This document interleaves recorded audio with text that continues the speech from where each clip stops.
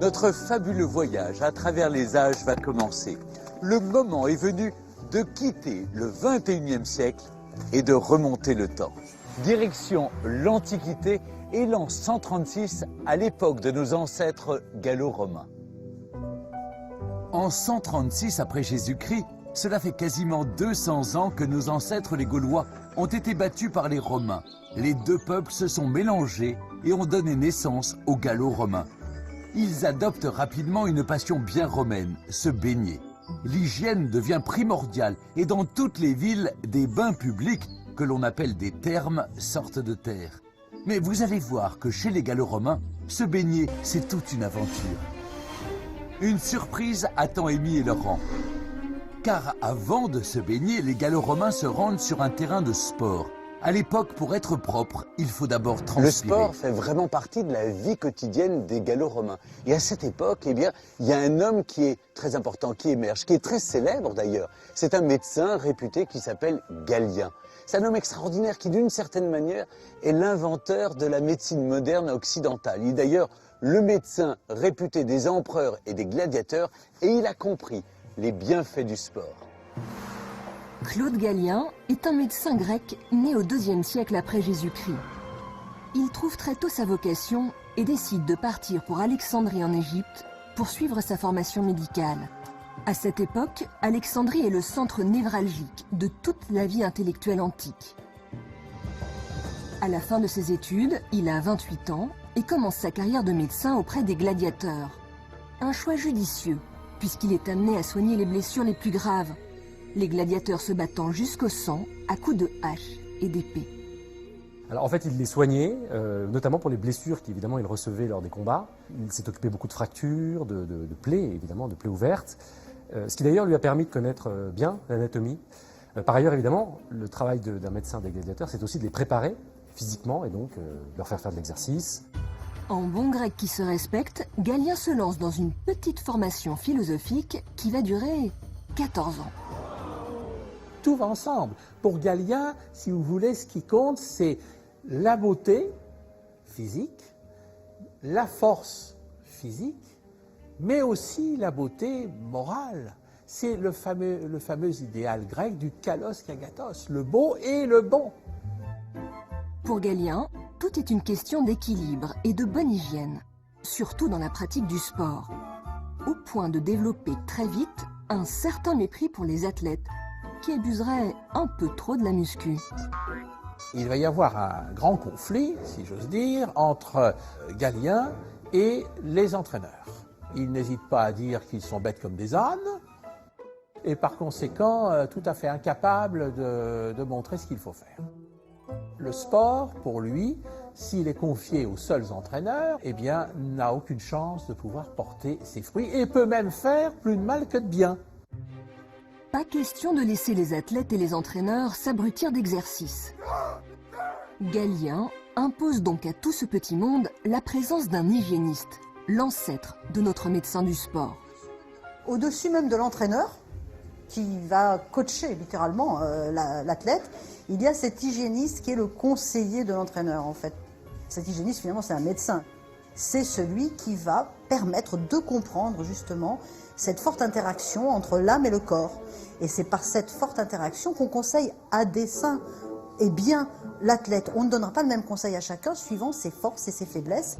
Hygiéniste, nutritionniste, kiné, chirurgien, psychologue, Galien était un peu tout cela à la fois. Un super médecin. Pas étonnant qu'il ait fini sa carrière en tant que médecin personnel de Marc Aurèle, puis de son fils Commode, deux des plus grands empereurs romains. Regardez, il y a encore d'autres sports que j'aimerais vous faire découvrir. Parce que, je vous rappelle, ça fait partie de l'hygiène et de la beauté. Pour se sentir bien dans son corps, on fait d'abord du sport. Une fois qu'on a bien transpiré, eh bien, on va au terme, ce qu'on va faire dans un instant. Je crois qu'il vous manque un élément. Encore? Oui, il vous manque un élément avant de faire ce travail. Ah ben voilà, notre jeune ami vient ici. Vous me tenez ça? Stéphane? Non, c'est pas du thé. Ah, j'ai cru. C'est pas une boisson à boire. Regardez, ça c'est un haribal. Un haribal, qu'est-ce que c'est? C'est une petite fiole, n'est-ce pas, une petite amphore que vous portez autour du cou. C'est très joli, vous voyez, comme ça. Alors vous promenez toute la journée, vous avez du sable et de l'huile d'olive. Pourquoi, à votre avis? Amy, vous qui êtes Faire une un gommage spécialiste, de peau peut-être. pourquoi vrai, pas, on peut ça y faire ça. ressemble. Bonne idée, ouais, pour le Eh gommage. bien, on s'enduit d'huile d'olive, on rajoute du sable.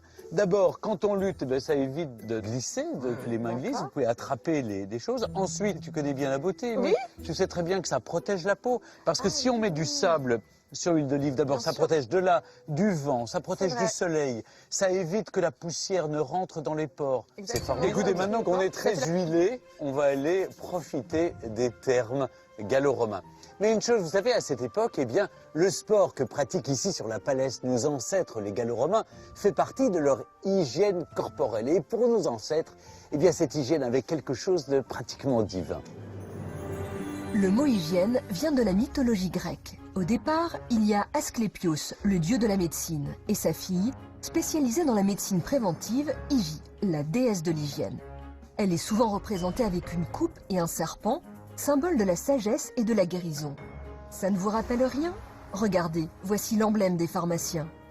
Aujourd'hui encore, sans le savoir, dès que nous entrons dans une pharmacie, nous avons affaire à Hygie, déesse de l'hygiène. Il fait chaud ici.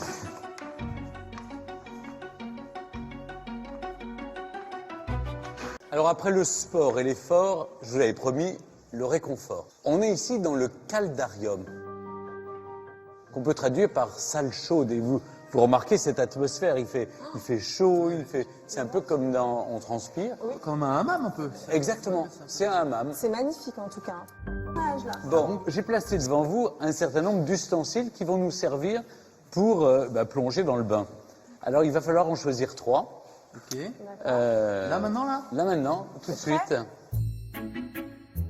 Sous nos yeux, nous avons une éponge, une poudre blanche mystérieuse, des récipients, une brosse, un étrange objet métallique, un gant et enfin une pierre ponce et un savon. On va appeler Michel Blonsky. D'accord. Il va nous rejoindre et puis on va voir avec lui à quoi servent ces ustensiles. Bonjour Michel. Avec Stéphane. Alors vous êtes historien, Ave Michelus. Vous êtes historien spécialiste de l'Antiquité et vous avez même fait une thèse sur l'hygiène à Rome. Sur se nettoyer à Rome. Se nettoyer à Rome. Parlons un peu de ces différents ustensiles. Vous avez ici. quoi, ça Alors c'est pas du tout pour faire une omelette. Hein. Non, ni omelette, ni crêpe, ni soupe. C'est un poêlon. On va s'en servir pour se rincer. D'accord, pour se rincer. Il y a une sorte de petite fontaine là, la Brème, une sorte de lavabo. Et justement, on va se rincer avec. Ah, ok. Ah oui, Voilà. non, c'est quand même. C'est de l'eau pure. Voilà. Exactement. Et puis c'est simple. Hein. Je vais me rincer comme ça. Voilà. Ok. Comme ça, je vais me rincer. D'accord. Voilà. vous pouvez- Et puis alors, ce racloir, C'est un nom spécial. Hein. Ça s'appelle un strigile. Hein. Ça vient du monde athlétique. Et justement, ça tombe bien parce que vous avez été à la Palestre à l'instant. Oui. Vous avez fait du sport. Oui. Vous êtes enduit d'huile, d'ailleurs il y en a encore. j'ai plein de sable, et puis vous d'ailleurs, avez ouais. du sable et tout. Ouais, bon, ouais. faut l'enlever. Faut l'enlever. Et ça tombe bien, ça sert à ça. Non, on touche pas comme ça. On racle, hein, comme ça. Du Ah bah oui. haut vers le bas. Ouais. C'est douloureux ou... Ah ouais, ça fait mal. Hein. Non, un petit peu plus vigoureux là, un petit peu plus Ah fort. oui, hein, ouais, ça, non. je m'arrache la peau là quand même déjà. Ah bah. Ça me manque une d'accord. fois, Donc en fait, avec le strigile, on évacue la poussière. Bien sûr, oui, la poussière, la sueur, ça fait une sorte de gommage en plus. Oui, c'est ça, c'est un gommage. hein. Ici, on a ce fameux nitre. Alors, le nitrum, le nitre, c'est le matériau de nettoyage de l'Antiquité. Donc, qu'est-ce que c'est? Oui. En fait, c'est un composé minéral, c'est un sel de sodium qu'on trouve dans les déserts d'Afrique du Nord, notamment en Égypte. Hein. Bon, c'est un peu acre, hein, ça attaque la peau. Ah oui, C'est un détergent, en fait. Oui, c'est ça, c'est un détergent. Comment on va l'utiliser sur le corps pour créer une émulsion qui va nettoyer? Bien, ce serait bien en fait que quelqu'un du personnel du bain vienne nous montrer comment faire. Ah, Et d'ailleurs, est-ce que nous avons... Personnel. voilà, Bonjour, madame. parfait. Alors, il est plein d'huile. J'ai donc pas je payé, pense hein, j'ai pas d'argent sur moi, hein, je préfère vous prévenir. Non. C'est gratuit C'est bon, c'est offert par la maison, c'est gratuit. Alors, c'est pas juste comme ça. très bien, d'ailleurs. Là, on va faire quelque chose de plus vigoureux. Madame n'ose pas, mais vous savez, c'est un grand garçon, il risque Voilà, pas. oui, c'est un mais grand allez-y, garçon. hein, Voilà. Ouais. Et puis, voilà, mettez-lui du nitre. Hein, mettez-lui du nitre aussi, là, pour qu'il en ait plein dans le dos. Voilà, donc il y a quand même un petit peu d'huile, voilà. Oh, ah, c'est qui ça? Ah, c'est. Ah bah voilà. Ah bah. Voilà, très très bien. Ah ouais, là, je préparais la dame, moi. hein. Ah non, mais jusqu'à présent, c'était normal. Maintenant, il va falloir frotter. Hein. Ah oui, oui. Ah non, il va falloir frotter avec le linge. Ah bah oui. Mais on Bah oui, se mais on se l'habille comme ça. c'est comme ça que ça va. Ça change de notre douche actuellement. Ah non, c'est pas ou- le gel douche. Non, non. Ah oui, non. Ça mérite d'être propre. Mais pour les femmes aussi, parce que je pense. Alors, ils ont tout prévu. En Partie fait, intime, quoi. bah, ils ont tout prévu. Ils ont prévu aussi des nettoyants qui sont un petit peu moins agressifs. Par exemple, pour les femmes, on utilise de la pâte de féculents, de légumineuses, qui est bien séchée. Et ça attaque un peu moins la peau. Voilà. Donc, on fait ça aussi pour les femmes. Et puis alors, je découvre devant moi 2 éponges. Alors les éponges viennent de la mer, évidemment. Bien sûr. Hein, on les Les trouve pêcheurs toujours. d'éponges, bien sûr. Et surtout, à l'époque, ça avait plein d'utilités. Oui, alors j'espère d'ailleurs que celles-là sont les bonnes parce que j'espère qu'elles viennent pas des latrines. Hein. Ah oui, parce qu'il y avait non, aussi parce des que- éponges dans les latrines. Et donc on les mettait au bout d'une pique. Et puis ça permettait ça servait de papier, en fait. Ah, ok.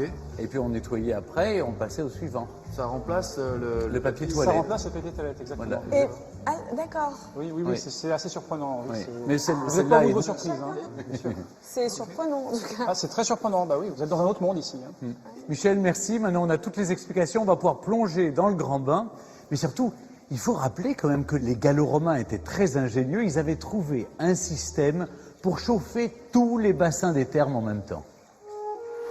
Pour que les visiteurs se sentent à l'aise et détendus dans les thermes, les ingénieurs romains décident d'y installer le chauffage central. Une invention terriblement maligne qui porte un drôle de nom, l'hypocauste. Pour bien comprendre comment cela fonctionne, rien de tel qu'un bon schéma et quelques explications techniques.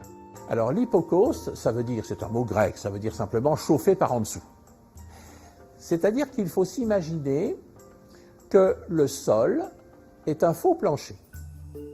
Donc le véritable sol se trouve évidemment à la base et on a installé sur ce sol des piliers de petites briquettes, plein de petits piliers.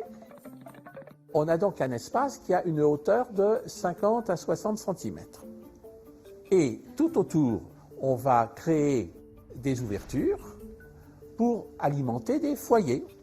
Les briques accumulent la chaleur et évidemment, ça chauffe le sol. C'est un chauffage par le sol. L'hypocauste fonctionnait tellement bien qu'il valait mieux porter des socques, les ancêtres de nos claquettes, pour ne pas se brûler les pieds.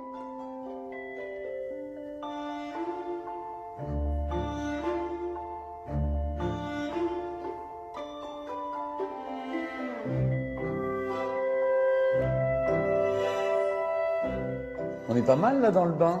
On est bien. Alors, vous trouvez ça comment? Bah, je trouve ça étrange en même temps, parce que si j'avais su un jour que je partagerais un bain de pétales de rose avec Stéphane Bern, Oui, bon, tout arrive dans la vie. Et toi, Amy, alors, tu te sens Ah comment? ben moi je trouve ça génial, il fait bon, ça sent extrêmement bon. Oui. Je trouve ça vraiment glamour. Je pense que je vais mettre des pétales de rose moi aussi dans mon bain maintenant. Michel, vous avez réussi à nous mettre dans l'eau. C'était facile. Hein. Oui. Franchement, on est bien là. Quoi. Au fond, à l'époque gallo-romaine, c'était ouvert à tout le monde. Il n'y avait pas de différence sociale. Il pouvait y avoir à la fois des gens riches, des gens pauvres, des gens libres, des esclaves. Il y avait tout le monde.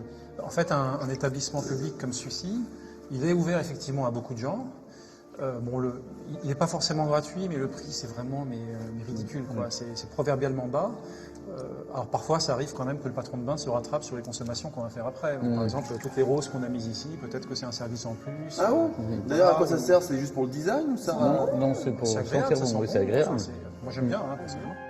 Mais par contre, l'autre chose, c'est qu'il faut imaginer quand même que quand il y a des gens de diverses conditions sociales, quand il y a un grand notable qui vient, tout le monde lui cède la place. Et, On est obligé de sortir du bain. on n'est pas forcément obligé de sortir du bain, mais bon, Je vous rassure. faut respecter. Si quelqu'un d'important entre, je ne sors pas du bain.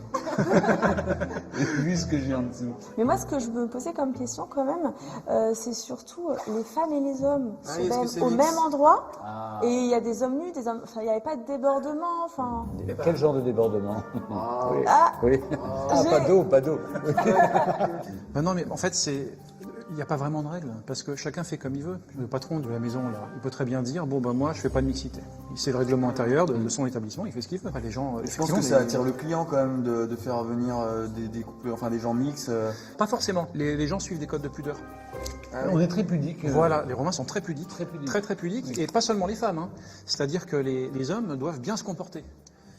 Ils doivent bien se comporter. Oui, oui. En fait, moi je me comporte toujours bien hein, dans un bain public. non, mais c'est que, en fait, être un vrai homme chez les Romains, c'est savoir se maîtriser. Et comme on est tous en représentation, on est tous, j'allais dire, les uns en train de se regarder, bah, il faut pas faire de bêtises.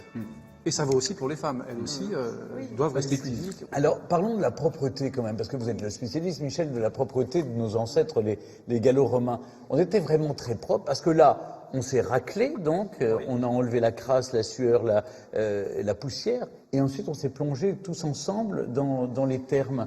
Mais au fond, regardez, donc vous trouvez je trouve que c'est que pas- l'eau, moi, j'arrive pas à voir à travers. hein. Bah, c'est vrai qu'on voit un peu d'huile. D'ailleurs, si, avec votre permission, parce que ça, je trouve que c'est une huile qui est parfumée à la rose. Ah oui Donc, avec votre permission, je vais en ajouter un peu. Ah oui un peu mal lourde, hein. Attendez, je vais même en profiter un peu parce que là, ça reste un peu. Allez, je vais vous en envoyer un peu. Ah oui, je vais en Voilà. refaire un petit peu du coup. Hein. Mais Voilà, ça, on c'est... va parfumer tout ça. Non, franchement, est-ce qu'ils étaient très propres? Bah, de leur point de vue, oui. Oui. De leur point de vue, Et de oui, notre mais- point de vue aujourd'hui? Bah, pas hygiénique. Bah, c'est-à-dire qu'ils sont propres au sens où ils se soignent, ils se nettoient, ils se savonnent, mais c'est pas du tout hygiénique parce que, par définition, ils connaissent pas les microbes. Mais c'est grave, enfin, je veux dire, c'est un peu répugnant. Bah oui, il y a un problème de mycose quand même, parce que Bah, non, mais c'est vrai, ça peut arriver. C'est des choses qui peuvent varier. Et en fait, on en sait d'autant plus que bah, les blessés et les malades ils viennent se baigner dans le bain. Ah oui, donc on attrape tous les microbes des autres. Oui, tout à fait. Bah, évidemment, ils les connaissent pas, donc ils ne peuvent pas savoir qu'ils les attrapent. Oui, bien sûr. Ouais, pas très propre, ça. L'eau est pas forcément renouvelée. Hein. Elle est renouvelée tous les combien? Alors, les meilleurs établissements, bon, par exemple ceux des empereurs et autres, là, c'est l'eau qui se renouvelle tout le temps. Mais en pratique, il y a beaucoup d'établissements qui ne peuvent pas le faire. Donc c'est une fois par semaine ou tous les 2 jours? Tous les 2 jours. On peut imaginer ça. Oui. Tous les 2 C'est jours. possible. Ouais. Donc l'eau, elle commande là, on voit pas à travers. Il y a un corps gras qui se dépose, qui est à la surface. Oui, il y a un mot pour ça, effectivement. Ils disent le gloios, le gloiodes, c'est un mot grec, encore une fois. Ça veut dire le gluant, on va dire. Le gluant. Et on le récupère. Bah, en fait, parfois, oui, il y a certains patrons de bain, ils veulent se faire des sous en plus. Et donc, quand toute l'eau a été enlevée, bon, bah, ça reste. Bah, on racle. Et puis on s'en sert, ça fait une sorte de savon de deuxième qualité pour ceux qui n'ont pas les moyens de s'en faire. Oui, bah oui, Avec la crème. bah oui, parce que- Je sais qu'ils étaient très propres, moi, ces romans, mais je vais de surprise en Oui, surprise. ça fait bizarre de rester dans ce bain, n'est-ce pas? Là, oui, je commence à voir. Jusqu'à présent, tout est normal, parce qu'en fait, ce matériau qu'on a récupéré, on l'emploie aussi en médecine. Le gloios, on l'utilise en médecine. Oui, il paraît que c'est très utile pour les articulations, des trucs comme ça, mais alors, on l'emploie aussi en gynécologie. D'accord. Voilà. Oui, on l'emploie en gynécologie. Donc vous voyez, on n'est pas au bout de nos surprises. On n'est pas au bout de nos surprises. Avec ces termes. Ben, merci en tout cas Michel pour ces belles explications. J'ai très envie maintenant de sortir du bain, après tout ce que vous nous avez dit sur le gloios. Avec mes petits camarades Émy et Laurent, on va continuer notre découverte de ces termes gallo-romains, et notamment avec une salle passionnante, c'est l'Inctorium, et vous allez voir là, je crois que vous allez prendre vraiment beaucoup de plaisir. Moi, je reste, je suis bien ici.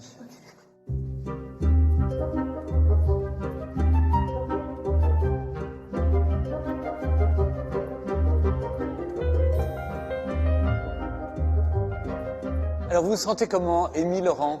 On est bien, il y a une bonne atmosphère, détente, je trouve. Vous savez où on est là? Bah, je pense qu'on est dans un petit salon de massage, là. Hein. Oui, exactement. Bravo, oui. Nous sommes dans un Inctorium. L'Inctorium, au fond, c'est la récompense des termes. Pourquoi? Parce que nous sommes dans l'endroit Inctorium, ça vient de graissage. Nous sommes en quelque sorte dans la salle de massage. D'accord. D'ailleurs, tu as remarqué, il y a des banquettes de massage. J'en connais un qui va être heureux, là. Ah, c'est vrai, tu aimes les massages? Ah, moi, j'aime plus que ça. Moi, j'adore les massages. C'est une époque qui te va bien, Laurent, parce qu'on prend soin de son corps. Ah oui, il faut prendre soin de son corps. Ça, tu te sens bien quand tu vas, je sais pas, au boulot, quand tu sens bon. Être bien dans son corps, c'est important quand même. Oula, qu'est-ce que c'est que ça? Alors, oui, pardon, excusez-moi. C'est quelqu'un qui a attrapé un faux rhume, là. Hein. Non. Regardez ce qui est en train de se passer.